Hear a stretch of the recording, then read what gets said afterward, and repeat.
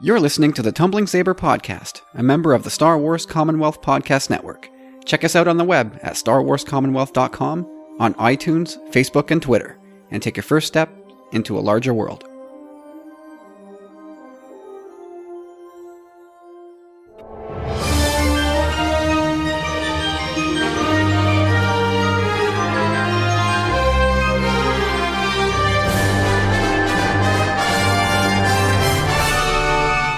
Welcome everybody to Bridger Transmissions number 2, where we're going to unpack the action-packed premiere of Rebels Season 4.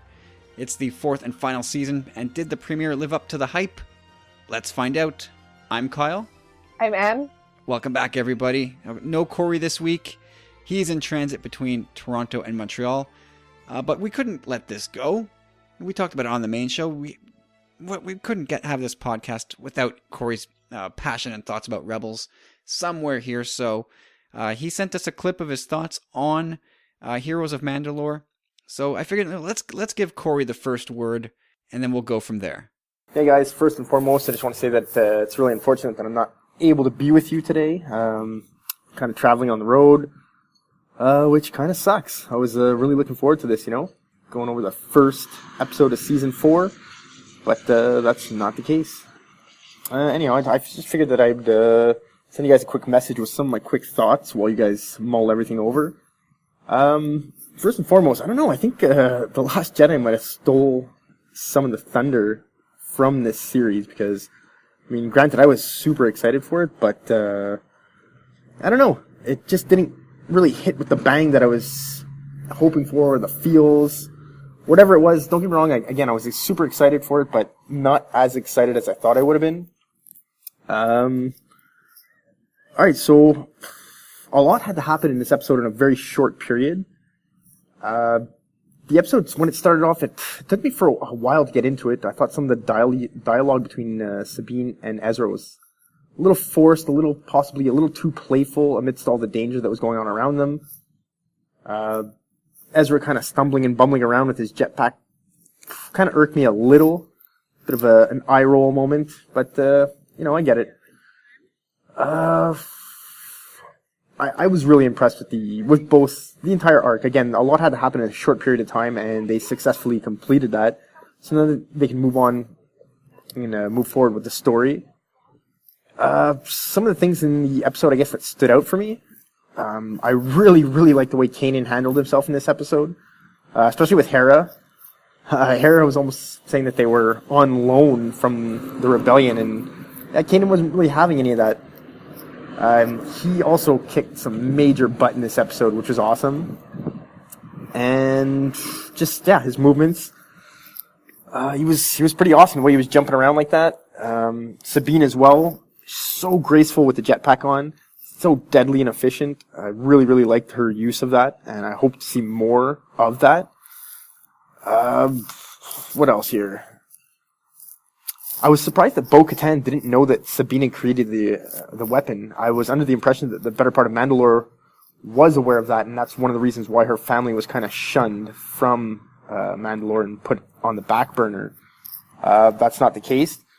I'm surprised also the way, well, maybe not Sabine, but the way Bo-Katan confronted her and threatened her.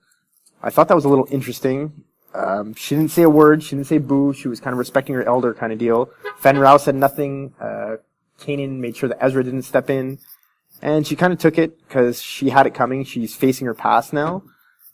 But, I'm just kind of surprised that no one kind of stood in afterward. I know Fen Rao said, are you impressed with her as I am, but at the same time, I'm just surprised he didn't say anything in the sense that she's done so much for the rebellion and her people that, I don't know, I just thought they would have said a little more in that regard, because she has paid her dues, and, she's facing the past, and she did that with a lot of honor, which is awesome. Another standout thing, just her character arc as well. They talk about it again with Bo-Katan and Fen Rao. They're talking about her development, her growth. So there's big things in the future for Sabine. What else was noticeable here? I really like the history they provided behind Mandalorian armor. that was really, really cool that it had been around for centuries and generations, passed on, and that's who they are. That's their art, the art of war. I thought that was really cool. Ezra opening the blast doors on kind of reminded me, I don't know if it was the Siege of Mandalore or the Battle of Mandalore, but when Obi-Wan opened those doors in the Clone Wars, I thought that was a little reminiscent of that on a smaller scale. Other than that, really good episode all in all. They covered their bases. I'm not going to say it could have been better, but it was emotional. It got me in the feels. It hooked me after about, 10 minutes. I was fully drawn in. I watched it with my parents, who actually much enjoyed it as well. So where does that leave us now? I just want to ask you guys quickly, where does this leave Mandalore for the future of storytelling within this series alone? Will we see the Mandalorians again? Will they be a part of the rebellion, or are they just going to be tied up with their own business, forming their own government, or preparing for an oncoming attack from the Empire? Yeah, so that's about it for me, guys. I hope you guys have an amazing recording. Again, I wish I was there with you. Rebels is awesome, and so are you guys. So that's about it for now. Ciao. All right, Em. So there was Corey. I miss you, drunk uncle. Stay cool. Good callback to episode 1. I had to. I just had to. Oh, that was very appropriate. Drunk uncle. Oh boy. All right. So we'll keep some of Corey's thoughts in mind as we roll along here.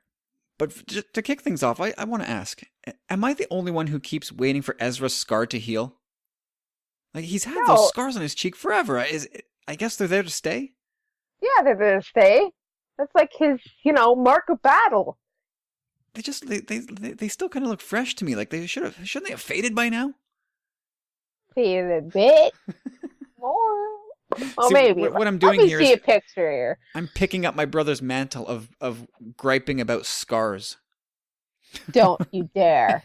Don't you dare. He looks pretty darn awesome with those scars. Yeah, Corey has this beef with Kylo Ren and the Force Awakens scar versus the Last Jedi scar, and how they've kind of migrated across his face. He won't let that go, so I'm carrying the torch for him today. All right, so the show kind of kicked off with Sabine leading a small group of Mandalorians and rebels against an Imperial stronghold, seemingly in the middle of nowhere on Mandalore. Now, did you get the sense that they were walking into a trap? Well, Kanan had a point. Why would they put him there? Right, yeah, it's almost like they were spelling it out for us. Kanan's too smart. Really, he's like above average. Just now, he totally understands war. He's been through the Clone Wars, and now he's going in the middle of. He's now being brought into the fold of the rebellion. He's seen enough war. He's too smart for that. Which begs the question: why did they bother? Like, just, I guess, for the action. And yeah, and there was tons of that in this two-part premiere. Like, that was probably for me the best part of the show. It was just, there was a lot of big, lengthy action set pieces. Pretty colors. And it was very flashy. And the humor was just, my goodness. I probably laughed at those 45 minutes, around 45 minutes. I was probably laughing as much as that one episode altogether. I mean, Ezra was really comic relief in this one. Him with that backpack, like, he just couldn't get that thing to go. And then I saw this funny tweet by Pablo, and he's like, jetpacks are activated when you scrunch your butt. I'm like, oh my god, that's so funny. Good old Pablo. Yeah, good old Pablo. Yes, Whoever doesn't know really... Pablo is like, they're living under a rock. Oh yeah, I mean, everybody just goes on a first name basis with Pablo, whether they know him or not. Yeah. Yeah, they really hit on that hard with the whole comic relief and Ezra not knowing how to use that jetpack. I thought, a lot of people didn't like that. For what it's worth, I thought it was pretty funny. I think Corey did not like it. With his bumbling and fumbling. No. Sorry, that was just funny. And I like how, like, when they were talking about the jetpack between Sabine and Ezra, you'll get on the fly, and Chopper starts teasing him. Oh, good old Chop. Yeah, He was full of it in this episode. Oh yeah, it was so cute seeing him, like, when all the Mandos start charging forward. He's got his little camera up there. Everything clear for me to go. Well, I got the sense that Chopper's like, I'm not going out there. Screw that. And let those guys go out there and get shot up and killed. Yeah. Bet you Corey was thrilled about that. He'd probably be happy Chopper just to stay right there and pick his spots. So another thing that I thought was pretty funny, but I don't think was intended to be funny, was watching Kanan do his thing. But what's his face? Fen Rao. Fen Rao is standing right next to him. Like, would you want to stand that close to a blind Jedi swinging a lightsaber around? Oh, no. But I like how they got a bromance maybe going on there now, because, like, show off. I don't know. I kind of feel like those two are like best friends. Well, and Kanan and Callus seem to make peace at the end of season 3. Oh, before we even talk about that, let's just wait till next episode, because we still got to see that relationship unfold. Hopefully we won't get robbed of that. We better not, or I'm gonna have to file a complaint and get Dave fired. Wow. No, I'm joking. I'm totally joking. I'm swinging a big axe here this week, folks. Oh no, not for this episode. So while Ezra's doing his kind of best Jar Jar impersonation, and yeah, that's kind of what it was, right? Bingo. That was Jar Jar during the Battle of Naboo, just kind of flopping around, but yet finding success, failing upward, as our friends at TSW call it. I love that.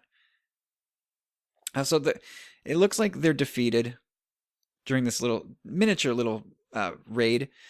They stunned her. They stunned Sabine. They actually did it. Yeah, they actually got the best of the rebels, and I knew Bo-Katan was going to be in this, but I didn't know that she was going to be in this so early. And here she comes. She swoops right into the rescue, and the tide turns back towards the rebels, and I guess they had their first little miniature victory. But then they find out that this whole thing was a trap. There's nobody in this empty building. They led you here. And then right away, Sabine looking to get rid of that Darksaber. Like, she really doesn't want that thing. No, she doesn't. But neither does Bo-Katan. Like, nobody wants this Darksaber, and nobody wants to rule Mandalore. Like, what's going on here? Pass the buck. As us Canadians would say. Does nobody else say that? I don't know. I haven't heard Americans say it yet. That's maybe too, what's the word? Fill in the blanks, people. Oh, man. They can use their imaginations. Yeah, they can use it. But yeah, I haven't heard Americans say that, so. Well, this is one of the things about Mandalorians, because going back to Clone Wars, they were so prideful. Yeah, like they wanted power. Well, this is one of the big things about Star Wars continuity it's probably the biggest thing for me that I don't like, and not that I don't like, but I just don't understand it. Like there's the Mandalorians who at one point were pacifist, but yet way back in time they were warriors and kind of still are. Like I'm so confused as to how their culture and society works. Like nothing they do ever clears it up for me. I'm just so lost when it comes to Mandalorians, the houses, the clans. I don't get it. Anyway, yeah, I just feel like nobody wants to rule Mandalore. It's just total chaos with these people, and I almost feel like they don't bring a lot to the table as far as like the overall Star Wars narrative goes. Like they're a self-contained group of warriors, and they don't, to this point, they don't reach outside of their own little bubble to affect anything. And I kind of noticed this when Bo says no, when she rejects the first time for the Darksaber, and when she said that she's not the leader that Mandalore is looking for, she's hiding her face behind her helmet. That's kind of like cowardly. Yeah, well, I mean, she made a point to that a couple times, right? Like she called Sabine out about the Duchess it being a cowardly weapon. Yeah. I mean, honor is a big deal. You named the machine after my sister? Oh, man. You know, there was another funny moment where Kanan and Hera were talking and just beating around the bush over what they're alluding to, which is for Kanan leaving the rebellion together. And Chopper's like, come on, this is obvious. And yeah, he's echoing our frustrations, right? Saying, come on, guys, would you just get this over with? And he's been there since the beginning. I mean, I didn't, you saw them almost kiss in the short. When they were introducing the characters in those little shorts. Yep. He's seen it from the beginning, so he must be, more frustrated than us. No kidding.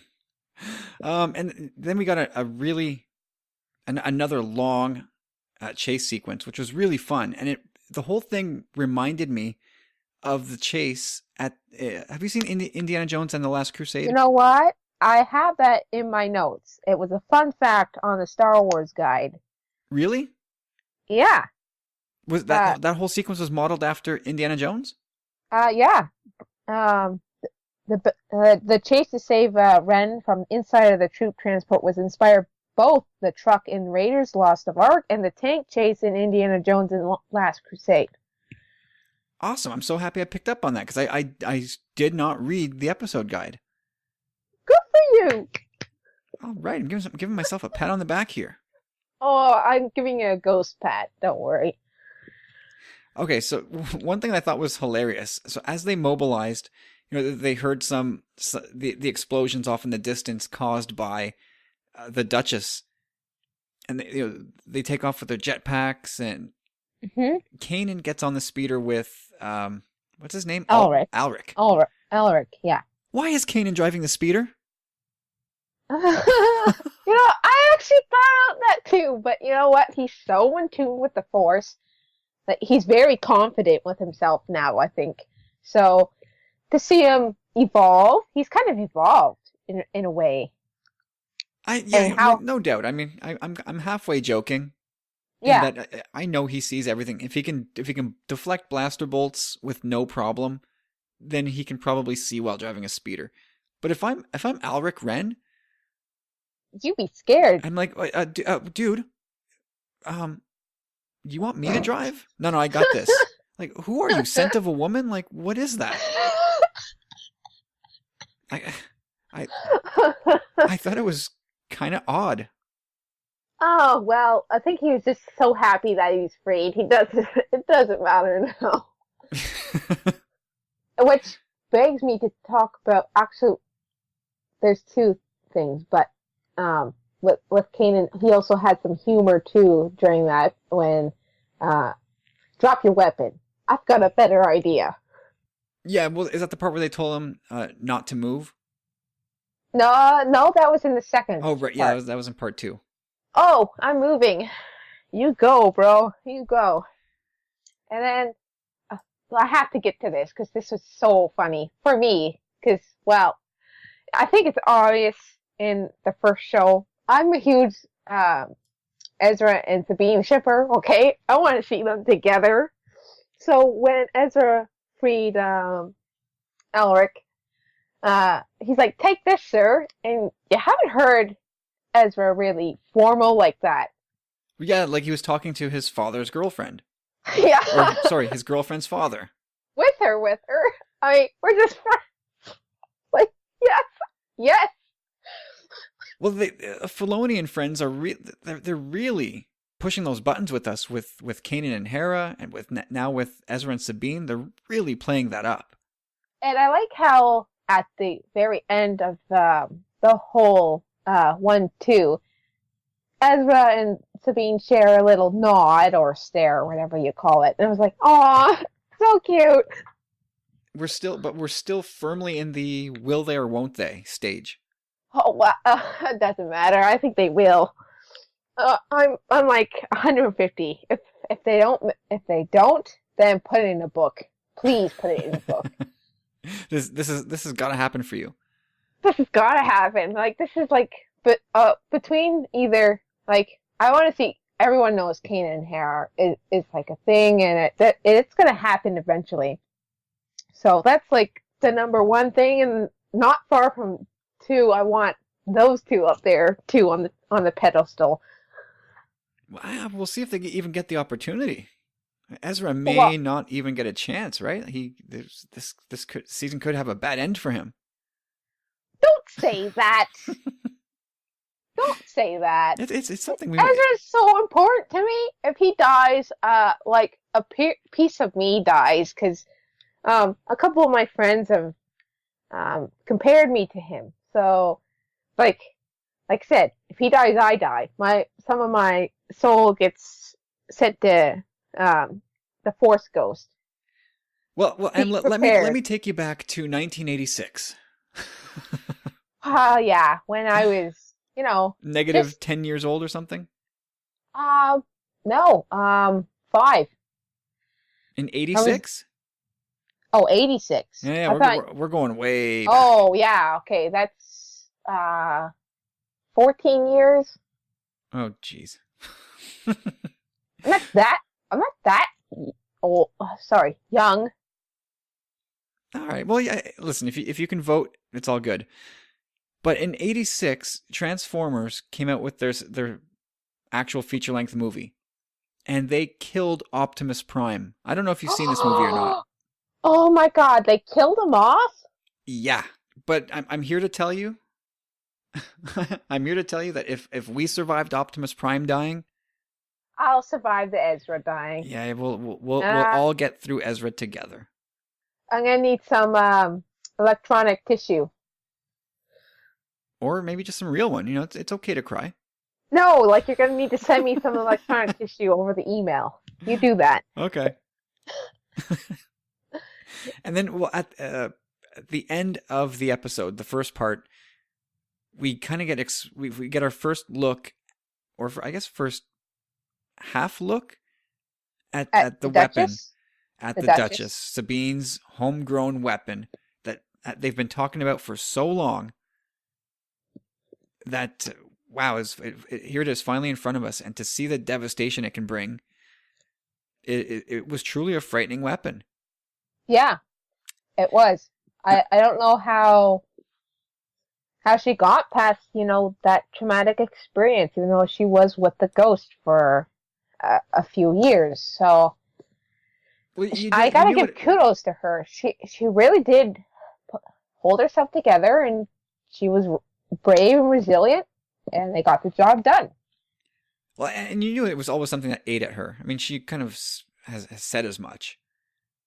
But yeah, I mean, to see this thing in action, you can get why she's so regretful. I mean, this thing is just devastating. Like we saw the visuals in the trailers, I think, going back to Celebration even. Yeah, I really wish I picked up on that, but obviously I didn't. I mean, to Sabine's weapon, it's much like that back in the Clone Wars Season 2, Defenders of the Peace. Remember how they shot out a bomb and it would not hurt the droids, but it would inflict on living being? Right. It's the same principle.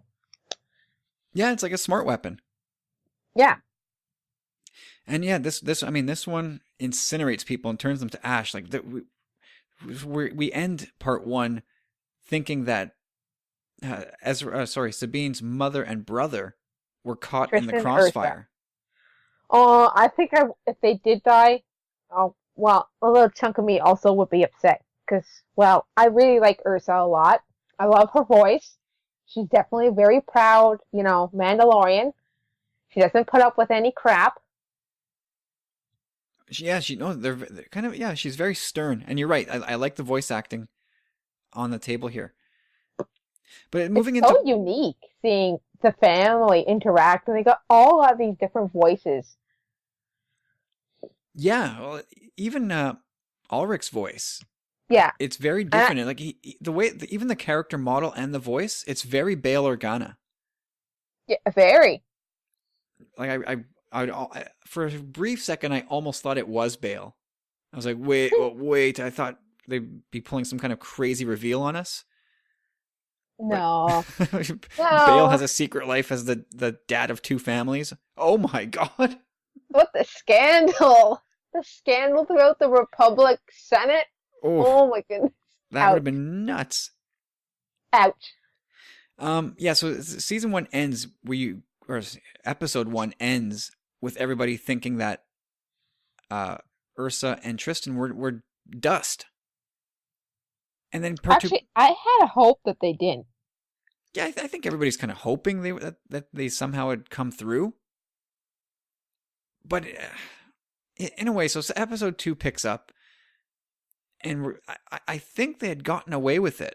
Like if Filoni and company wanted to pull that lever to make us hurt more for Sabine, and for this to have using this weapon to have had a real consequence, I think they had gotten away with it. I think what they had filmed worked. Like it was successful in making everybody think that, yeah, this is all Ash and this is what they can show us. But yeah, I was kind of, I mean, I'm happy for Sabine that obviously her family is still intact, but I was a little bit bummed that they backed out of that, because I think it would have been way more impactful. Yeah, If more real like war. it would have risen the stakes, it would have added some emotional heft to this episode. So I was a little bit bummed out by that. Yeah. And then, of course, another big action set piece, another big, huge chase, which was, again, Corey talked about it in his voice clip. Like Sabine with the jetpack, she's just so slick. They're all so good. Yeah. The Mandalorians are so good. I mean, Oh my god, both comment. A Mandalorian with a jetpack is a weapon. I'm not a Mandalorian. I don't want to be a Mandalorian. Oh my god. That was so funny. But hey, she's got a point. They're so effective with those jetpacks. yeah, she was. I mean, the way she just flew out there and went head to head with a TIE fighter. That was amazing. She's so badass. Like the character of her is like 150 badass. You just can't get any more badass than that. Yeah, no, it's not many people would just go out there with a jetpack and take on a TIE fighter and win. Not like that. No, Then I mean, again, she's got years of experience flying that thing in M-War 2. yeah, no doubt. I mean, that was awesome. And of course, Ezra fails upward again, right? When I saw him for the first time come up with that fly, I was like, on that TIE fighter, I called out, you hit a fly! Yeah, I mean, we know what really would have happened if a TIE fighter slammed into a human at high speed, right? Like, Oh my god. we know that Ezra should be kind of scattered about Mandalorian atmosphere right now because of that impact. Yeah, and then he's like, hi! Like, this is casual day. But anyway, they both took out their respective TIE fighters in a cool sequence. Like, this whole episode was almost like I'm not going to call it fan service, but it was all these geeky visuals that we've been wanting to see for so long. Mandalorians all over the place, Jedi with them, those Imperial super commandos. I mean, this episode is going to be infamous for its action sequence, I think. It just gets better and better, I guess, as we go into the season, because with that clip in the name of rebellion, I was like, if this is what we're going to see some more, like coming down like that, well, we are in for a treat. Oh, no doubt. I think they're going to pull out all the stops for this season. It's going to be fantastic. But then my friend enters the picture. I hope you hear the sarcasm. Here comes Grand Admiral Thrawn. I'm gonna nickname him Grand Admiral Yawn from now on. That's it. He's I really like the character. And I want to like him. I love his pop. I love how Dave even incorporated some artwork into a loft cat. Yeah, I mean, all that stuff is cool. But Like the voice actor is even cool. it's not Mads Mikkelsen, it's his brother. I can't remember his name now. Lars, yeah, you're right, thank you. I was pretty impressed, but I got really fed up of it really quick. I was like, dude, show some range. Come on. I know you're always calm and even, but this is a bit much. I just got, maybe it's probably just me, because I think most people like him. But I'd be curious to see if he does. Like, it was really interesting to see him in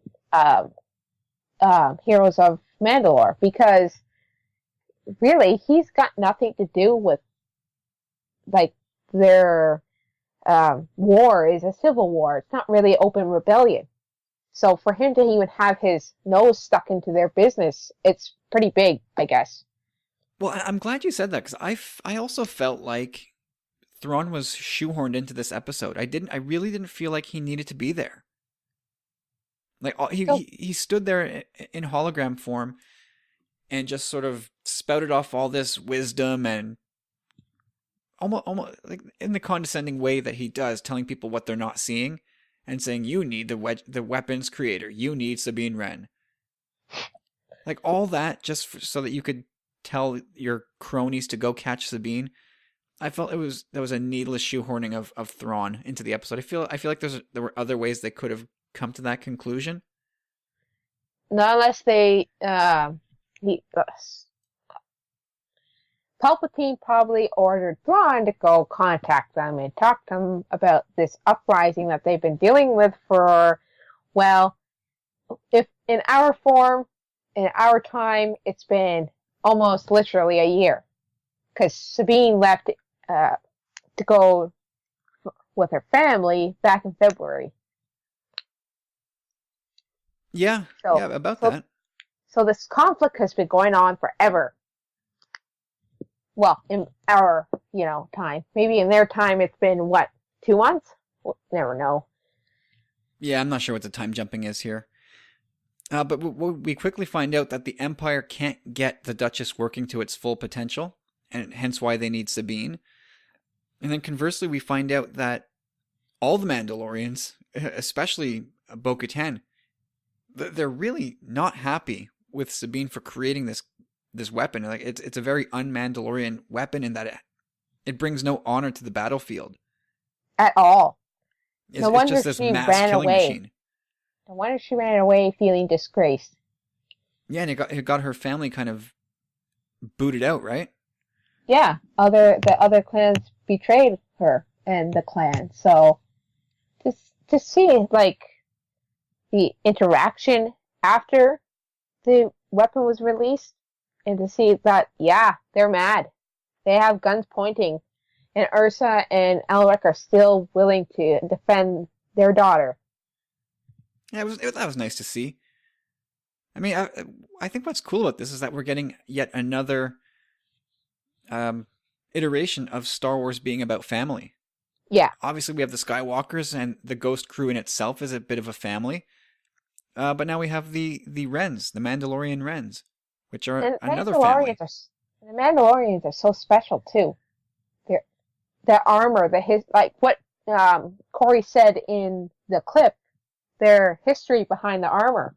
It's so special. It's so unique.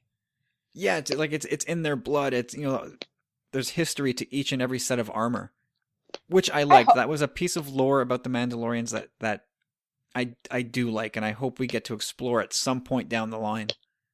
I want to see Ulrich in Ulrich in his armor. To complete the whole Mandalorian look of a family. That's true, right? Like, he was kind of just in like his plain old clothes, his prisoner clothes. Were those prisoner rags? Because it looked like they were just like his choice of clothes. Because he's very much like the artsy fartsy one. Like, he didn't seem to have an aggressive bone in his body. I like how Sabine and him were talking about his art or their art. Like, she's gotten better. Yeah, and she's kind of trash talking her dad at the same time, right? Yeah, and then when Ezra says something, he gets a dirty look. I thought we were rescuing a warrior. No, he fights with his art. Yeah, I find that kind of interesting. Like, what's up with her dad? Why is he not a warrior like all the rest of them? Wonder how Ursa fell in love with him. Just curious. It's I think it's a valid question. Maybe one we'll find the answer to someday, because maybe he was part of the whole pacifist thing with Satine. I think I remember what Dave said one time is that he married into her clan and he took her name Okay. because she was, I guess, more powerful. She is a countess, so. Yeah, I mean, all the Mandalorian. It seems like the most powerful Mandalorians are women, politically speaking. With Satine and now with Ursa, Sabine seems to be a sort of a dark horse in that race. Bo-Katan now. And then there's also one of the clans, they were stepping up, and she was a woman too. Yeah, What, maybe it's what a clan matriarchal was that? society. Not too many of those that we know of in Star Wars. I think it was Clan Elder. You're like a dictionary with this stuff. Well, I did watch it like, I can't count how many times, and then I listened to it at work. I turned on the episode and left the screen on and shoved it into my pocket. Wow, so how many times do you figure you watched this premiere? Oh my god, at least. Well, I watched it twice at school today. On a break, I hope? No, while studying for my exam. Was your exam on Star Wars Rebels? No, it's on math. Oh boy. Yeah, so twice at school. Geez, maybe 7 to 10 times at home, going over it over and over, and then once listening at work. And mind you, I was working at work. So yes, hashtag dedication. No kidding. What if there's an award? You get it. No doubt. All right, so one of the things I want to talk about was this. I call him Fake Saxon. He's Gar. Oh yeah. Was he Gar Saxon's brother? Fun fact. You know HBO Rome? No, I know of it, but I've never seen it. Okay, well, Fenn, Gar, and then Tibber, they're all voice actors from that show. Oh, that's interesting. So this guy's name is Tibber, you said? Tibber. Tyber. Ah, okay. Tiber? No, Tibber. Tibber, or okay. Whatever. Call him Commander Saxon or Governor Saxon. I'm still calling him Fake Saxon. Yeah, well, I think Gar was more of a leader, to be honest. I just loved his composure and his voice. Gar did bite the bullet, right? It's over for Gar? Yeah, he's dead. Yeah, long time. Yeah, somebody. Oh, it was Ursa that shot him, right? Oh yeah. Okay, she finished him off. Finish him. The Imperial dogs. So his brother Tibber has sort of taken over. At least he's sort of the proxy to the Empire, right? Yeah. And he seems almost drunk with power. Like, and he's crediting Palpatine with giving him all this power. Like, yeah. What's with this guy? Like, I don't think there's any way Palpatine gave this guy an audience, much less giving him any authority personally. I think this guy's full of crap. Hey, you never know. But then again, he felt like just sluggish. Like, he could have been more on the ball, I think. These are Mandalorians. They are built for war. Yeah, you're right. I keep forgetting that part. These guys are always on when it comes to that stuff. But you know what? He was on the ball when it came to that core and activating it when Poe and Sabine walked in.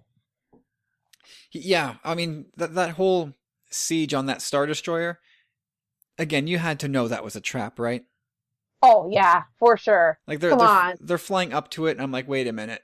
There is no chance this group of, how many boarded that Star Destroyer? Like 7 or 8 people?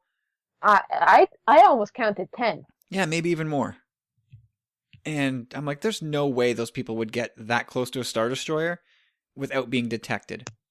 There's just They no were way. I'm led like, on. this is clearly another trap.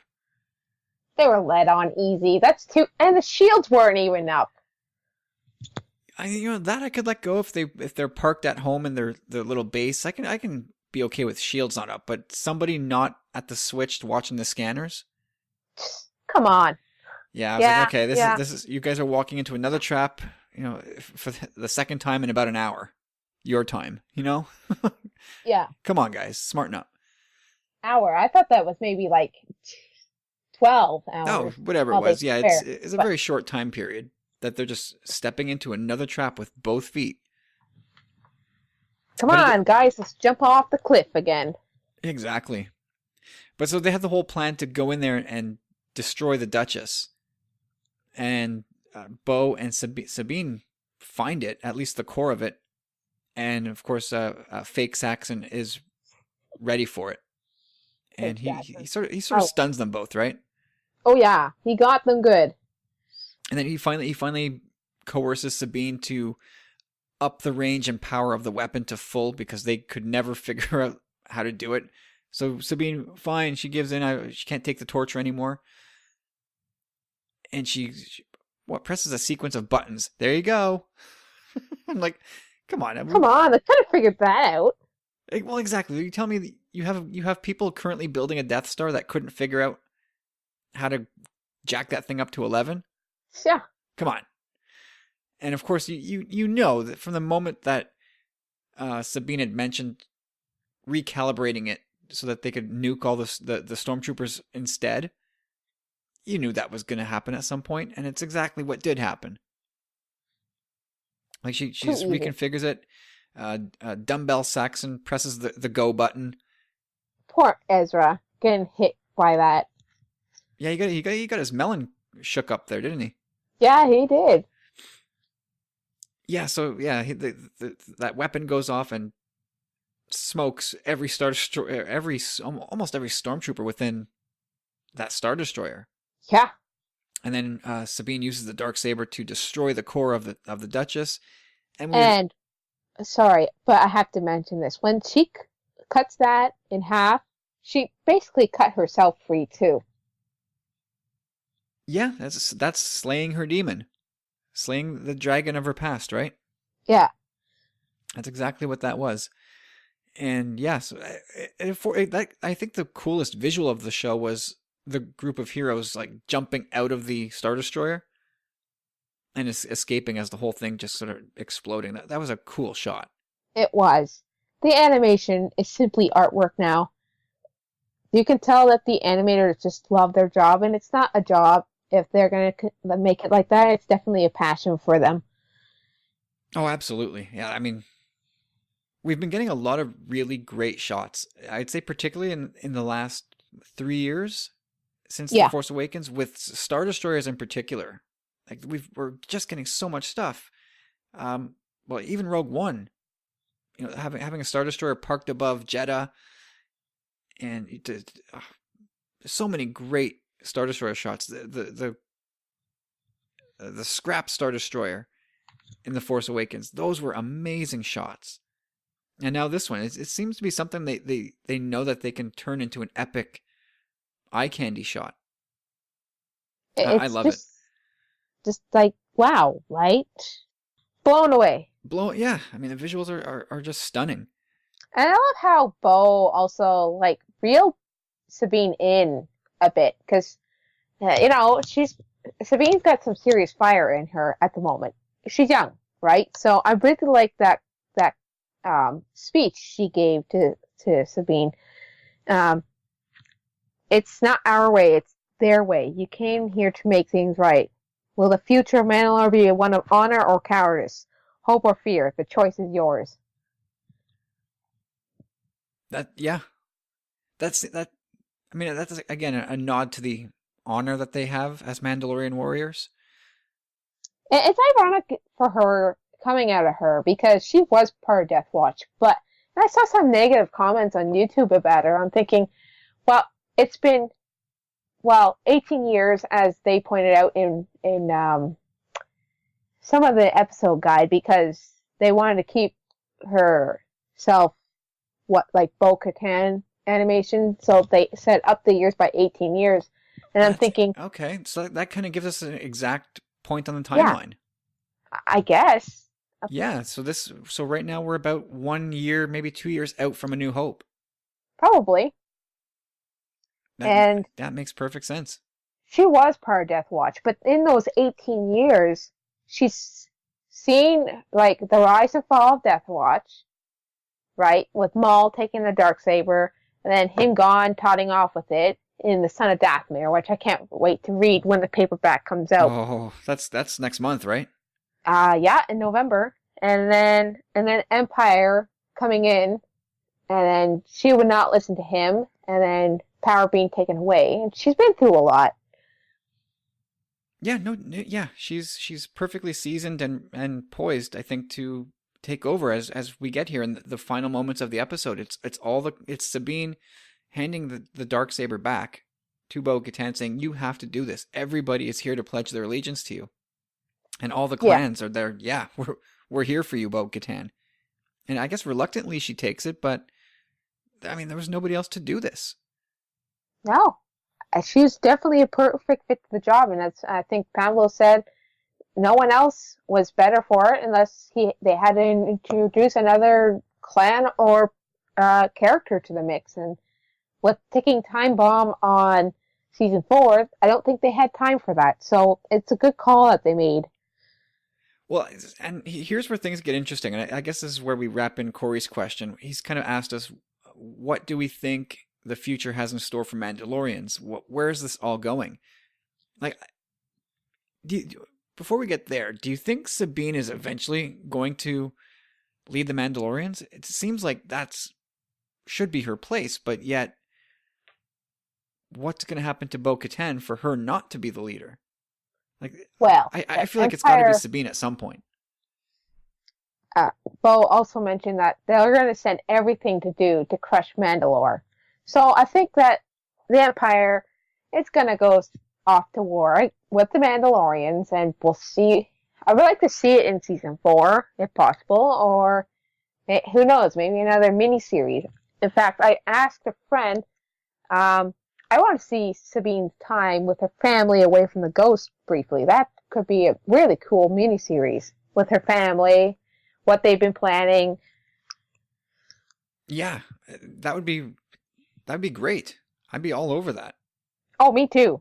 Because, well, I love Sabine too, as much as I do with Ezra. But Ezra's got like 25% more edge on her. So, well, that would be a really fun story, and whether they tackle that in a comic book or a novel, I would be down for either, and especially if they did the audiobook and got the voice actors back.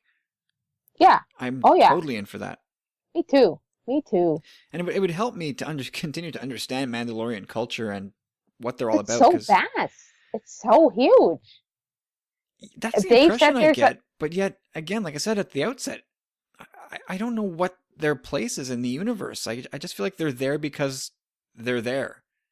They're like Spartans. Yeah. And Dave said there's thousands of planets full of Mandalorians. So, come on, let's see some more. He did say that, didn't he? I forgot about that. I don't know when he said that. He said it in Rebels Recon. I'm trying to remember if it was season 2 or 3. I think it was 2. You're right, though. He did say that. So maybe that's the future of Mandalorians, right? To me, this can't be it. Like, there's got to be something more. Because, I mean, they were brought into Star Wars. You know, our first brush with them was with Boba Fett, who I don't even think him or Jango are real Mandalorians. It just no. But there was a nod off in the final shots of part 2. The design on one of the clan leaders looks identical to Boba's. Yeah, that's not surprising. But I gotta wonder, like, if there's so many of them out there, They must serve a bigger purpose in the galaxy, because right now they don't do anything.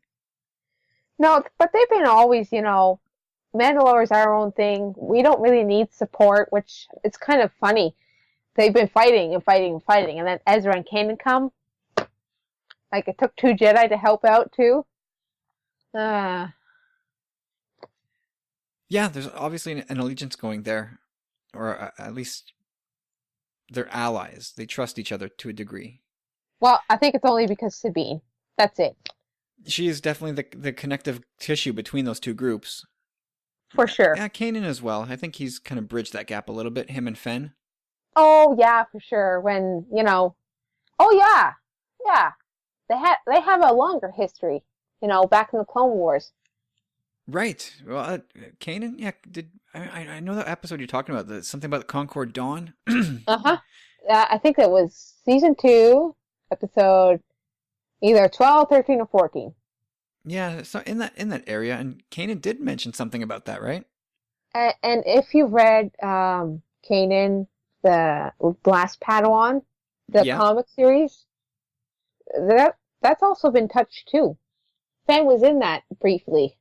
He was, you're right. Yeah, that was a good miniseries. That's one of the better ones. Oh, I enjoyed that comic a lot. It was really good. It definitely filled the hole between from Jedi Temple to runaway rebel with a crew. Yep. I was sad to see that miniseries go. Me too. They could do so much more with that. Maybe like Kanan, the last Jedi Master, which isn't true, but... Yeah, you never know. We'll find out here in the next few months. But back on Sabine and the Mandalorians. Mm-hmm. Do you...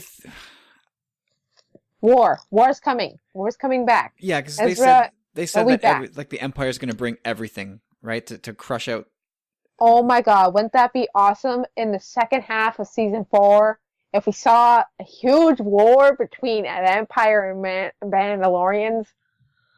Well, yeah, it would have to be the Empire versus the Mandalorians, and I would assume that the rebels would have to pitch in and return the favor that the Mandos gave the rebels at the end of season 3. But I aesthetically speaking, the animation, the weaponry, the dogfights. I'm dreaming right now, actually. Yeah, because we don't really know anything about the second half, right?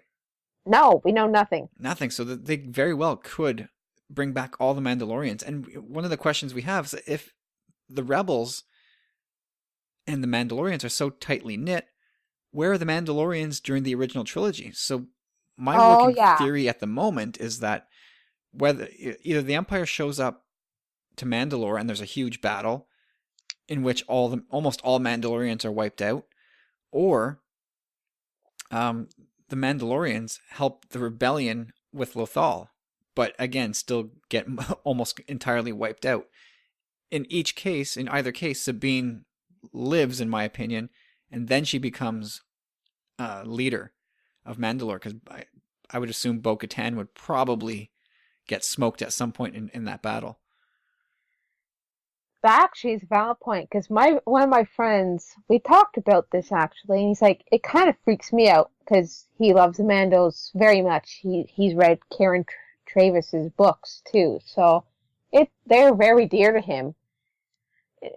So you got a point there. I don't want to see the Mandos wiped out, but that's actually a really interesting theory, because the continuity has to be still kept intact for it to all work. Right, yeah, you still have to kind of, unless in the Mandalorians at some point they just tell the rebels, okay, this is it, you've helped us, we've helped you, this is where we sever ties, we're going back to being a neutral society, go away. Oh, come on, they can't resist Ezra, though. Come on, he's a charmer. Sorry, I'm still thinking about that. I mean, come on, when Ezra said, like, to get you with Sabine? Yeah, with Sabine. Like, come on, how much teasing can you get with her parents and his interaction? And then when Ursa asks if he's okay when they dodge that rocket for that speeder, better than the bike. And then there's Tristan too. A Bridger? It looks like I have to finish your mission. The Data Core was the easiest mission. Look, the interaction with him in the Mandalorians is so priceless. It's so good. Yeah, that was. I thought that was pretty fun. Come on, Dave, just put them together. I know Fate's made and recording's done and the plot's already been, finished forever, but come on, just fix Fate if you need to. Just give us what we want. Save us. Save our headcanon. Yeah, I wonder. I guess it could go any number of ways, but I think if they declare neutrality, and that's the reason why they're not in the OT, I would be pretty disappointed with that. But I guess it does technically leave the door open for future stories. Mm-hmm. Then again, like Dave said, if there really are thousands of worlds populated with Mandalorians, big deal if we lose this group, right? Good luck, Empire. You're going to have a lot of forces to spread thin. Just leave them alone. Don't pick a fight. Just leave it alone. Yeah, leave a sleeping dog lie, as they say. No, don't poke the bear. Or that. All right, I think we're getting towards the end here. Anything else you want to hit on before we sign off? Here. Do you have a singular favorite moment? All the Ezra moments. All the Ezra moments. All the Ezra moments. Well, also, and I like how Sabine and Bo, Darksaber and Blaster, and it's like, whoa, it's just me. I will see all your Ezra moments and raise you a chopper poodoo. No. No. No. That was pretty good, though. I'm so looking forward to seeing more Ezra in season 4. And you know what? We're going to also see more Sabine and Ezra interaction, because they're going to be separated in part 2 of Name of Rebellion. Because, in the descriptions, they were talking about that. They're with Saw. So and when Ezra said they're on the verge of losing a war against the Empire, I think he kind of sees Saw's point of view. And for Sabine, I wonder how she's going to react to Ezra's thought. Yeah, Ezra's still very impressionable, right? He's very easily influenced. He almost got sucked in by Maul. Oh, yeah. And it's not a stretch to think he could get sucked in by Saw and his extremist ideology as well. I mean, in the beginning, though, he didn't see it. Then, again, he just fought a Mandalore. Yep. Oh, man, I can't wait to watch more in the Name of the Rebellion next week. It looks like it's going to be the start of something pretty big. Speaking of, I'm going to be writing an article about the difference between Saw and Mon Mothma. I really love that interaction between a polished politician and a gritty soldier. Yes. Okay, cool. I can't wait to read that. And I've got also a couple listeners who posted their thoughts, so I'll do that. Well, yeah, let's get those people interacting with us. They don't need to be shy. No. I mean, the best part of this little group that we've got going is the fan base and just, everyone talking with everyone. And for the listeners who are listening right now, I also set up a Facebook page specifically for this show. It's just called the show, The Bridger Transmission. So Tanya said the premiere was awesome. Great way to start season 4. And another fellow Canadian, her name's Melissa, also Hi, said, Melissa. Here, where is her response? So she was at Fan Expo, so this is her response. I saw episode at Fan Expo, but it was nice to see it again. We were all cheering for the Empire at the con. So I didn't really get to watch it the first time. As for episode, I was surprised to see Disney go as dark as they did for a kids show. Such a fine, such a fine balance to walk, isn't it? Yeah. They want to satisfy older fans, but yet the show is on Disney XD. Yeah. And it's not Cartoon Network where, you can get the Clone Wars gritty it's somewhat. I kind of like the animation a lot more still in the Clone Wars because it just feels more realistic. The animation in Clone Wars was Yeah. outstanding. And then I also talked with another podcaster and blogger. Her name is Shay, and I hope I'm going to pronounce this right. I think it's called the Elven Padawan. And she was talking about how we didn't see Corky, which kind of, she's got a valid point. Corky was a beloved Mandalorian in the Clone Wars too. Why do I recognize the name, but I can't. I don't know. He was Satine's nephew. I don't think he was Bo's mother. So there must have been another sister involved, or brother, within, Bo and Satine. So that's interesting. So thank you, Shay, for pointing that out, because that is a valid point. Yeah, and Melissa, Shay, and Tanya, thank you guys for listening and for all the feedback. And also to you other listeners too. I want to hear. We want to hear your feedback. So leave us a message, either on the Bridge of Transmissions or just contact, just us. Yeah, hit up the Bridge of Transmission Facebook page or the Tumbling Saber Facebook page, or you find us all on Twitter. We've always got conversations going there, so come join us. To suck you guys more in, and some of you already know, but I'm also doing a little mascot. Been at this now for about 6 weeks, with a daily photo of Kinder the White Loft Cat, inspired by Dave himself when he went to Expo and started taking pictures of the cutest loft cat you can ever get. Yeah, Kinder. I named him after Kinder Surprises, and I think for Americans it's called Wonder Balls. Interesting. They're in egg-shaped form. Why not just call them Kinders or Wonder Balls everywhere? I like Kinder. Childhood favorite chocolate. They are pretty good. I'll give you that. Oh yeah, I bet your kids love them. Oh, they do. But the toys drive me crazy. Oh wow, they're just so worth it though. I wonder if somebody has the complete collection. You know how long that would take? That seems to be rather impossible. Yeah, it does. It's like almost having a Star Wars collection.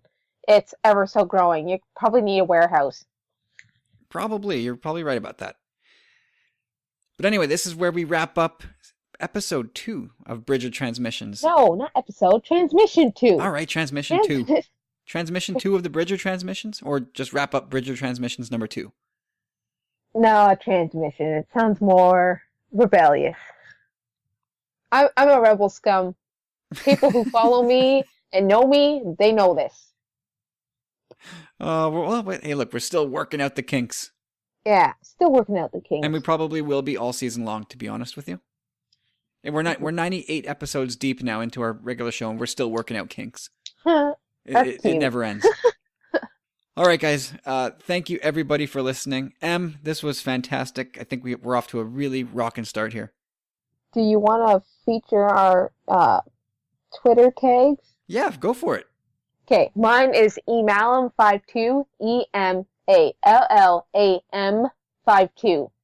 And you can find Corey at, I can't give it his flair, that's his deal, but you can find Corey at Chop Rules with a Z. And I still feel like I'm a bit of a traitor for not calling it a Z, being a Canuck and all, but I'll do it Corey's way. Chop Rules with a Z is where you can find Corey.